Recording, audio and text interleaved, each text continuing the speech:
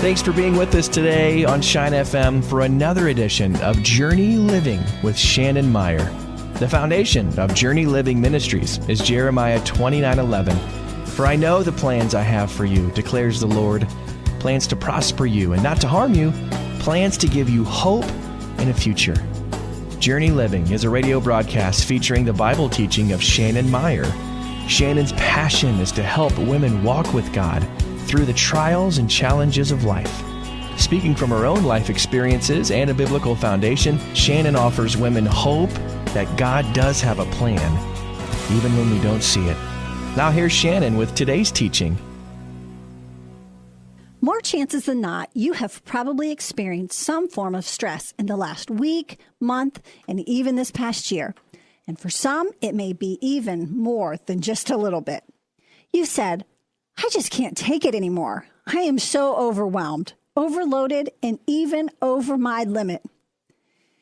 Overwhelmed people live in a constant deficit. They either feel like there's not enough time in their day, or enough energy in their body, or enough mental stamina to further their lives into a productive manner, and they're simply ready to throw in the towel. Maybe somebody's listening today and feels just like this and has one or all of these characteristics and has said, enough is enough. I can't take another step. I cannot go any further. I'm simply done. I'm out of here. You may have even resorted to stopping right in the midst of your chaos and raised or thrown the white flag to alert everyone there's nothing left in you. You're exhausted and fatigued, spiritually, emotionally, physically, and mentally. You're beyond tired and restless. You need a break, or you feel like you are going to break into a million pieces. You realize this, though. You can't go to the doctor and just take a pill, because there's no prescription for restlessness. Tired isn't a disease, so to speak. It's just your way of life now. It's the way of life for so many of us. Sure, you can digest the energy drinks and the high-octane caffeine to help sustain you, but you quickly realize that that too will only last for a while. They're empty calories and full of sugar and caffeine to give you a false sense of help, and eventually that all runs out. You would think living in the day and age of nearly a cure for everything that ails us, we certainly would be able to find a miracle drug to sustain us, keep us awake, and keep us on track. And now even Hollywood has even made a movie that if you just take a simple pill, you will become limitless. My goodness, there is a drug for everything else. So why is this disease of tiredness seemingly taking over our society at such a rapid pace with no solution in sight? I believe we have not stumbled onto a new way of living and we can't find the solution, nor have things gotten harder and we don't know how to handle our new tasks in life. We now have every modern day convenience that could ever be. We have washing machines that do our laundry for us. We have dishwashers that we just have to load and we don't even have to rinse off anymore. We have books and Bibles that now read to us, and we have cars that will even now drive and back up for us. Airplanes that fly themselves, and telephones that type our next thought. And the list goes on and on. And yet, with all this modern technology, why is it that we are so depleted and overwhelmed? Our forefathers drove teams of horses with plows that planted fields. And when it came to harvest time, man had to do the picking, not the combines. Now we have massive machinery that plants and harvests for us, and all we need to do is push the pedal or turn the wheel. And our backbreaking labor has been lifted off of our bodies. Yet we see more people dying and contracting diseases because of the simple fact that they're overloaded and stressed out. Again, mentally, spiritually, physically, and emotionally. So what's the answer? Is there a solution? Or will it always be this way and we will simply run ourselves ragged and into the ground, literally to our own grave?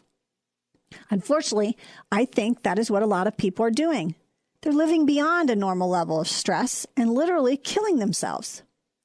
Did you know that 110 million people die annually due to stress? That is 7 people all around the world dying every 2 seconds. 110 million people a year. That is incredible. And how many of those people are dying unnecessarily? How many deaths could have been prevented and those people still living today? God did not intend for us to live like this, ever. Whether we have lived in an age of more labor intensiveness or the work age of just what we live in now, where we don't have to hardly pick up a finger to do much of anything anymore. We as human beings should not be dropping like flies every 2 seconds because of stress. But that's a scary thought, and even scarier is that there is no let up in sight. And we are raising and teaching our children that stress and being overwhelmed and living a life of frantic and fatigue is normal. So if any of this sounds too familiar to your own life, I want to offer you a solution today. No, it's not found in a bottle or in a 3, 4, or even 7-step program. It's not in a self-help book. It's all found in a very short sentence that could change your life forever if you would allow it to. It's found in a book, but probably not the one that many doctors or psychologists are prescribing in this day and age. It's found in the Bible, and it's probably something you've heard of often if you've donned the doors of church for any length of time. It's nothing new or brilliant. It's just a simple set of phrases and words where Jesus offers to take the burdens of this world and offer us hope for a new tomorrow, one that is lasting and filled with peace and joy. Could anyone out there use a little bit of extra peace and joy right now? I know I sure could. And although I try desperately to live my life in a peaceful state, it doesn't take long for something or someone to come into my life that is able to rob me of that peace and try to steal it right before my eyes. I believe Jesus knew it would take some action on our part if we wanted to maintain a restful and peaceful way of life for very long. And so he had it said in Matthew, the Gospel of Matthew. Matthew 11, 28 through 30 reads this. I want to read it again because maybe this is the first time you've ever heard it, or maybe you've heard it before and think, I know that story. But I want you to take it to heart today. So listen closely. Come to me, all who labor and are heavy laden, and I will give you rest. Take my yoke upon you and learn from me, for I am gentle and lowly in heart, and you will find rest for your souls. For my yoke is easy and my burden is light. Doesn't that sound great? Someone is saying, bring me all your troubles and I will give you rest, and I will make your load lighter and refresh you. Those verses do wonders for me. Now, the word labor we recognize, but the words heavy laden, not something we generally go around saying anymore. The word labor here in the Greek language is where a soldier has been spent, one that's been in battle for days and could no longer fight. There is nothing left in him to keep going. Maybe some of you feel like that right this moment. You've been fighting to save your marriage, and to no avail, nothing has gotten better, and so you are all out of options. You are like the soldier who wants to lay down and die because there's nothing else in you to give. Or maybe it's with your child who would rather follow their own life plan than to listen to you and give any credence to your wisdom. You've spent your entire life savings on trying to help them by either giving them everything they may need or want, or sending them to doctors and psychologists and counselors to help save their lives. Maybe you've exhausted all medical treatment and advice. Your condition or the condition of your loved one only worsens, and you find yourself at wit's end. You find you too wish you could just lay down and die. It would just be much simpler that way. And this may seem extreme to some, but others, it seems more realistic than ever. You are spent at every turn, and feel if God doesn't step in and do something really soon, you won't be able to help what happens next. Let's keep digging in to Matthew 11, verses 28 through 30, and see what God gives us and where we can find rest that he says he will so freely give us. Heavy laden is also found in the Greek language. This represents like when a ship or a vessel is overloaded, or maybe when an animal has been loaded down. It's bogged down with weight and it's not easy to transport. It's laborsome and it's heavy in its passing or moving forward. We also find it in Luke 11, verse 46, where there are some burdensome requirements of the Mosaic law and of tradition and weighed down with the consciousness of sin. Does that sound like some of our lives? I think it does. Something like when we're out to sea or on a journey and we're loaded down, with every step comes a greater challenge to advance to wherever it is that we're going. Ever seen a car that has something loaded down in its trunk? The wheels nearly touch the wheel wells. The transmission has trouble shifting, and going for a very long distance would not be a wise move for the owner of the car. It's heavy laden. Just the words sound heavy.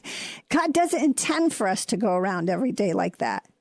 Now, there are times in life when things do tend to pile up and we feel as though the weight of the world is on our shoulders. And they certainly are. But these should be brief moments in our lives and should not be carried for any length of time. Stress was not to become a way of life for us.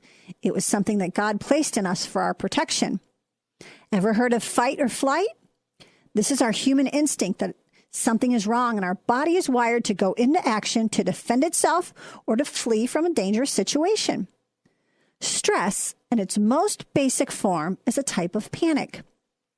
All of our body parts and systems are put on high alert during these times for our own benefit. It's to get us to safety or to fight against whatever is going to harm us. When stress is present, it tells our body to go into overdrive. Every system in your body is thrown into fifth gear and runs at its highest level. Our nervous system releases messages to the heart, muscles, and respiratory system to begin the process of releasing chemicals and hormones that stimulate us to live at a higher level of awareness and response time. The brain also releases a chemical that stimulates the pituitary gland. The pituitary gland then releases adrenaline, and then that begins releasing cortisol.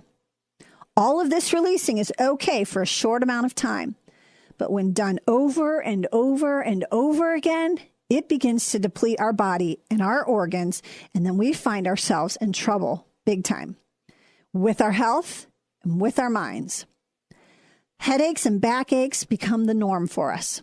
A new disease or a sickness suddenly appears. We were fine a few months ago, and now we seem to be sick all the time. Or you may simply have trouble falling asleep and staying asleep, which in turn elevates all that the already overstressed body parts are enduring. I can remember a time in my own life where I was so exhausted and so depleted, I honestly felt I could not go on living another day. I would wake up every morning, take a shower, and count the hours until I could crawl back into that bed. How many hours would I have to be away at work and to make it back home, just to lay back down, to make it all go away, cover up my head with the blankets, and say, I'm done. God did not intend for me or for you to live like this, friends, ever. But I went to the doctor to get some help, and she told me, along with a whole host of other problems, one thing stuck out the most to me. She said, Shannon, your adrenal glands are shot, meaning there was nothing left to give. I needed to go home and de-stress my life and rest. Not just sleep, but rest. And we have a hard time differentiating the two. Sure, we can take a pill to sleep, but how many of us really find true rest? We are either too stimulated to stay asleep because we've taken in too much caffeine or energy drinks, or have been running on overdrive for so long that our bodies just never wind down. And we can't fall asleep because our minds are so stimulated. It won't shut off or stop thinking long enough to take in 6 to 8 hours of good rest. I know for myself, my night became my worst enemy. I would fall asleep from exhaustion around 10:30 or 11 to only find myself awake, wide awake at 12:30 or 1 to be doing what I called executive session. Now that all sounds important, but it was really just stupidity on my own part. I wouldn't let go and unwind from the day's dealings or tomorrow's tasks long enough to go to sleep. I would be so proud that I had all of tomorrow figured out way before dawn ever broke. And unfortunately, I still do that from time to time, but I'm getting much better at letting the day go and giving it to God and waiting for the sunrise for God to tell me what is ahead and not the other way around. Listen to the Message version of Matthew 11:28 through 30. It's one of my favorites. It says this, Are you tired, worn out, burned out on religion? Come to me. Get away with me and you'll recover your life. How many of you today want to recover your life? I know I sure did. I'll show you how to take a rest, it continues. a real rest. Walk with me and work with me. Watch how I do it. Learn the unforced rhythms of grace. I won't lay anything heavy or ill-fitting on you. Keep company with me, and you'll learn how to live freely and lightly. I don't know about you guys, but living freely and lightly would be a dream for me.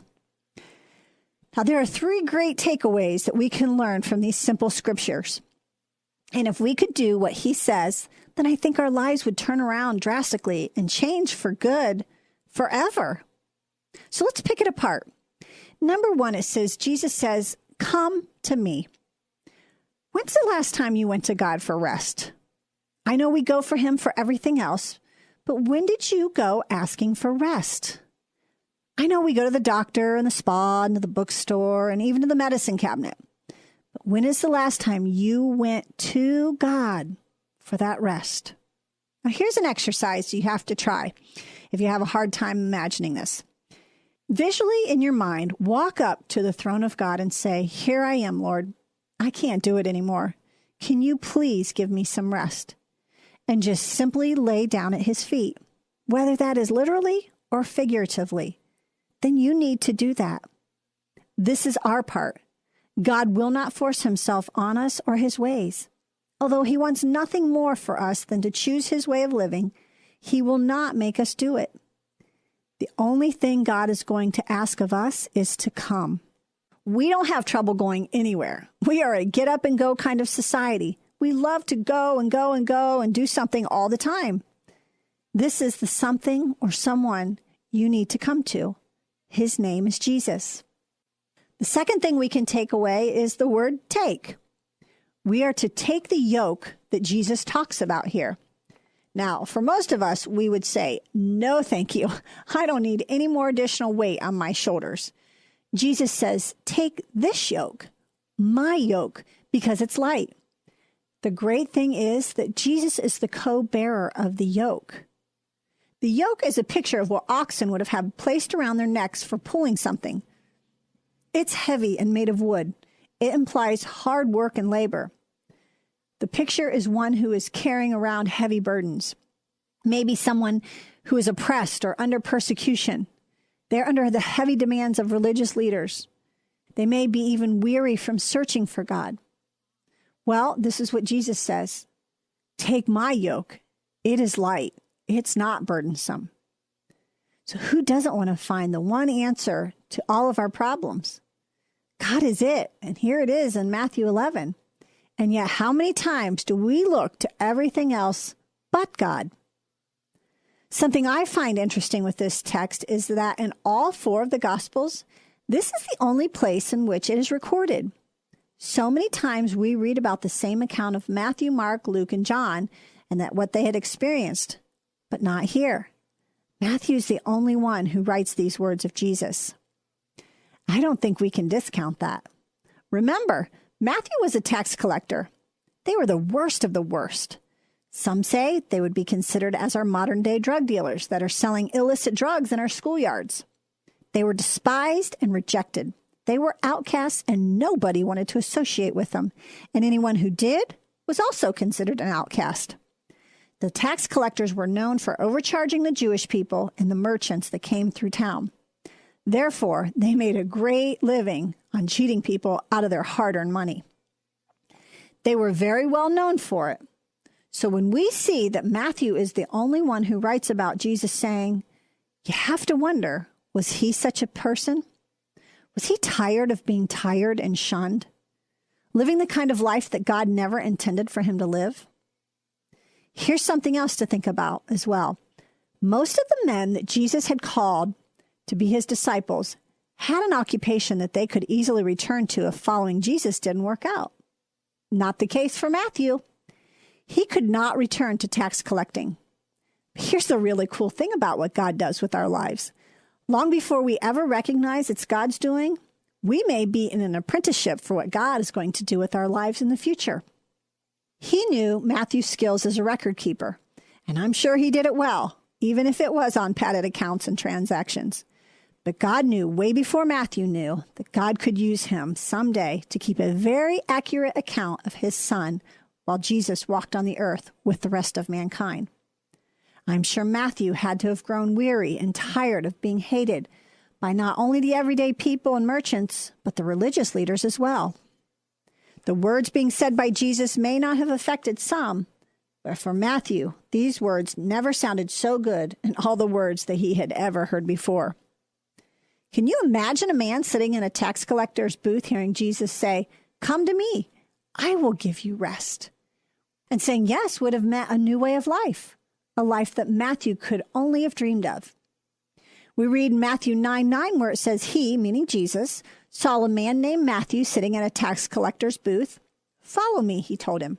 And Matthew got up and followed him. Some would say it couldn't be that easy. Why not? Are you sick and tired of being sick and tired? Sometimes God allows us to come to the end of ourselves so that we are more than willing when Jesus asks us to follow me. It's a no-brainer. We realize there's got to be a much better way of life than what I'm doing now. I don't think there was one bit of hesitation on the part of Matthew. Are you to that point yet? Are you like Matthew, where the life you're living is not what you intended for it to be? Maybe you've chased after every single thing you could possibly think of to satisfy your soul, but to no avail, you have come up empty. You are tired, you're done, and you're ready to lay down and die for no other reason that you can't take another step. Let's look at the third part of this message, where it says Jesus says to learn from him. We have to follow the life of Jesus if we want to be successful at our own. Just like Matthew, God has already planned your life way before he has called you. He may be training you in what you're doing right now, for someday being a vessel in which he can use for his glory. I want to tell you guys about a dear, dear friend of mine that is now into holistic medicines. She feels her calling is to help heal the people that God puts around her and to share about the healthy side of living instead of the instant fix with all of our modern medicine. Here's the really cool thing about her, though. She was in a gang years ago and quite a lucrative drug dealer. She said she made enough cash to buy houses and cars and anything else she wanted in cash. But then she made a decision to follow Jesus and gave her heart to him. And instead of being on the streets, she left that life behind and followed Jesus in his way of life. Pretty cool story. But here's the better part of it. Long before her days of ever being one of God's greatest warriors, she was out selling and dealing and roughing up people on the streets for her own kicks. But God saw a bigger picture. And she will tell you to this day, if you asked her, that the things she learned on the streets of weighing out drugs and dealing have helped her understand the weights of holistic medicine and how to bring them together to heal people that God brings to her. She personally was a lifeline to me. She has brought healing to my entire body, which in turn has allowed me to teach what she has taught me to my own friends and my own family members. So many people have been healed through God's grace by using this woman's old ways on the streets for a better tomorrow for so many who were very sick and possibly dying. I know she helps those with cancer, and she is a library of knowledge for so many because of her studies in the holistic medicines that she's always learning about. God calls us to learn from him. What are his ways? It's our responsibility to find out. We can't be lazy when it comes to learning from Jesus. Why would we want to be? I know we live where anything and everything is done for us, but there are some things in life worth going after, even if it's your last-ditch effort to survive. Friend, are you sick and tired of being sick and tired? I know I sure was, and I bet many of you are too. So sometime this week, I want you to open your Bibles and go to this passage. And if you write in your Bible, cross out the word all of you, where it comes to come to me, all of you, and put your name in there. So my Bible now reads, come to me, Shannon. And then write in the word if, where the words who are. So it all reads like this. Come to me, Shannon, if you are weary and heavy laden, and I will give you rest. Now, this may not seem like much right now if you're not overwhelmed or tired at the time, but come across this passage when you are overwhelmed and overloaded and beyond tired and on your last leg, and see what this verse will mean to you. When you see your name written and Jesus speaking specifically to you, it comes to life, and you will know that God cares and loves you very much. I know when I read my name in there, it makes it personal and real to a weary and overloaded life that is now consuming every part of my being. Jesus says in his final words here that we are to learn from him, that he is humble and gentle, and that we will find rest for our souls in him. How many of you would like to find rest for your souls? Remember, there's no prescription for restlessness. Only Jesus can fill that order. Your restlessness might be over a job or your marriage or your finances. Your restlessness might be over your health condition or that of your child's. And we live in a world where it doesn't take much for us to become restless and out of sorts. Life is coming at us really fast, and there seems to be no let up in sight. But there is a great promise found in Psalm 68, verse 19 that reads, "Praise be to the Lord, to our God, our Savior, who daily bears our burdens." We have a Father who knows our hardships and our heartache, and that is what is wonderful about this passage. He knows, and he knows that we are in need of him. Just like Matthew was in need of being saved, just like my friend who is a drug dealer and in a gang who is in desperate need of being saved, we too, whether we think so or not, need to be saved. We are sometimes our own worst enemy, though, and it takes someone like Jesus to call us out and say, like he did to Matthew, 2 simple words: follow me. And that is what the last part of this passage means. He says, learn from me. I'm sure Matthew learned everything he would ever need to know about becoming a follower of Jesus Christ simply by being with him. But it wasn't until he got up from where he was sitting and followed Jesus. So I want to ask you, where are you sitting today? Where have you found yourself laying face down and ready to give up? Are you sitting in a pile of defeat? Utter exhaustion? Are you overwhelmed, overworked, overloaded, to name a few? Here's the great thing.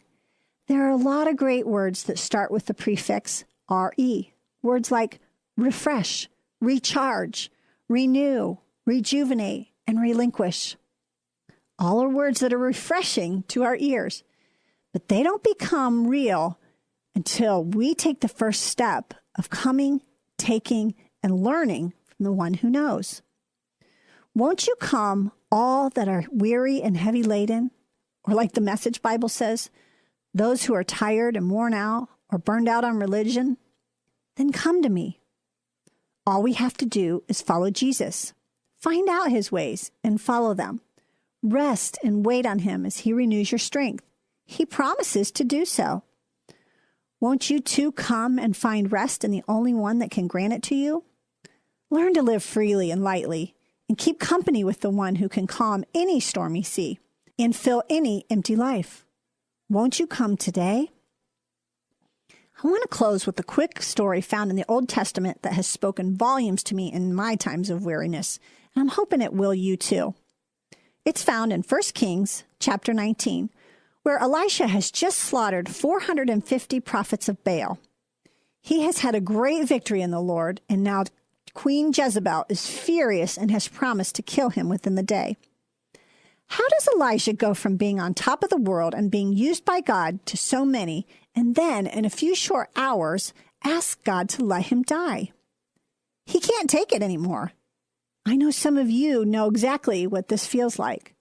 I know what this feels like. You've done some great things for the Lord by serving him and bringing others to the word and showing them the life of Jesus. And lo and behold, you find yourself flat. You are toast. You're done. Just like Elisha. Listen to what he says in 1 Kings chapter 19, starting in verse 4. Then he went on alone into the wilderness, traveling all day, and sat under a broom bush and prayed that he might die. I've had enough, he told the Lord. Take my life. I got to die sometime. It might as well be now. Wow, does that sound familiar to anyone? But watch what God does here. It says, then he laid him down and slept beneath the broom bush. But as he was sleeping, an angel touched him and told him to get up and eat. He looked around and saw some bread baking on hot stones and a jar of water. So he ate and drank and lay down again. Verse 7, it says, Then the angel of the Lord came again and touched him and said, Get up and eat some more, for there is a long journey ahead of you. So he got up and ate again and gained enough strength to make the 40-day and 40-night journey that he had ahead of him. God knows when we're spent. He knew when Elisha was spent. God even takes very good care of us right in the midst of that struggle. Think about it. He sent an angel to feed and take care of Elisha and give him rest in his darkest hour. Friends, God knows right where you are and where you're hurting. He knows where you can't take it anymore. Won't you come to him today so that he can give you rest as well? Remember, all you have to do is to come.